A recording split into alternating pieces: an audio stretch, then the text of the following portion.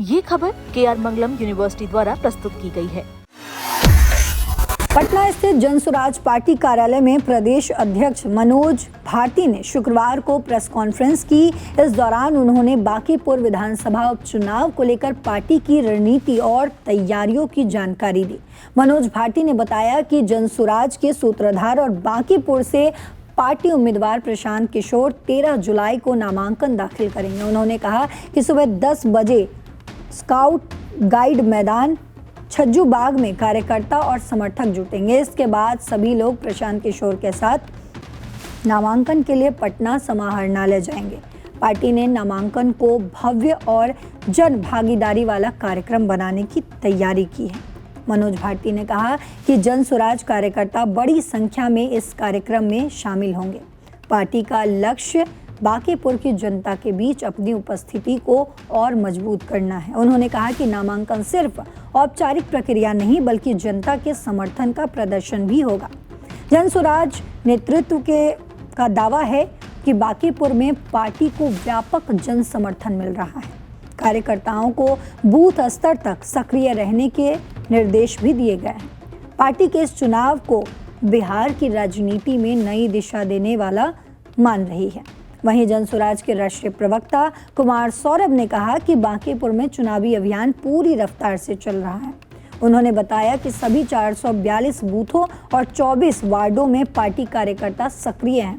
उनके मुताबिक जनता का समर्थन लगातार प्रशांत किशोर के पक्ष में बढ़ रहा है। उन्होंने ये भी कहा है कि बांकीपुर की जनता खुद इस चुनाव को अपना चुनाव मानकर आगे बढ़ रही है।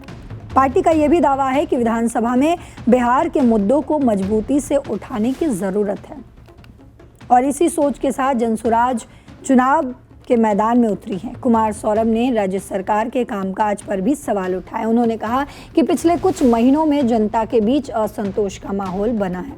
जनसुराज का मानना है कि ये चुनाव सिर्फ एक सीट का चुनाव नहीं है बल्कि ये बिहार की राजनीति को नई दिशा देने का अवसर भी है।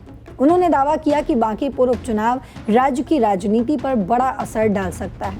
पार्टी इसे बदलाव और नए जनादेश के रूप में देख रही है। प्रेस वार्ता के दौरान चर्चित शिक्षक रामांशु सर ने जनसुराज की सदस्यता ग्रहण की। प्रदेश अध्यक्ष मनोज भारती ने उन्हें गमछा पहनाकर पार्टी में स्वागत किया। उन्होंने कहा कि बड़ी संख्या में शिक्षित और जागरूक लोग जनसुराज से जुड़ना चाहते हैं। पार्टी ऐसे लोगों के अनुभव और विचारों का उपयोग बिहार के विकास के लिए करना चाहती है। मनोज भारती ने रामांशु सर के शामिल होने को पार्टी के लिए महत्वपूर्ण बताया। उन्होंने उम्मीद जताई कि इससे संगठन को नई मजबूती मिलेगी। वहीं पूर्व विधायक किशोर कुमार मुन्ना ने कहा कि रामांशु सर जैसे शिक्षित लोगों का जुड़ना पार्टी की ताकत है।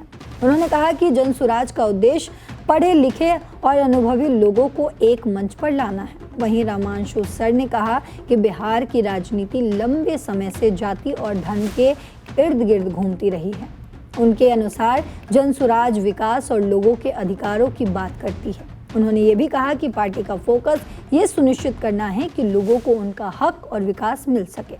रामांशु सर ने इसे बिहार में नई राजनीतिक सोच की शुरुआत बताई है। तो बिहार में चल रहे इस भूचाल पर आपकी जो भी राय हो कमेंट बॉक्स में ज़रूर बताते जाइएगा।